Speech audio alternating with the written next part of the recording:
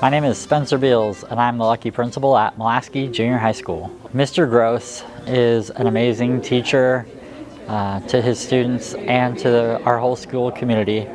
Working with special needs students takes a great talent and a great amount of patience, which he shows. His kids love and adore him. He works so hard on their academic and behavioral goals. Mr. Gross is the kind of teacher that takes every kid's individual needs and tries to pursue the best out of that student, and that's the whole range of that student.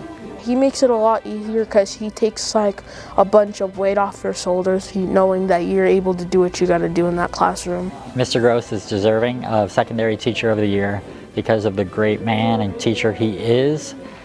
Congratulations, Garrett. You are CCSD's Secondary Teacher of the Year.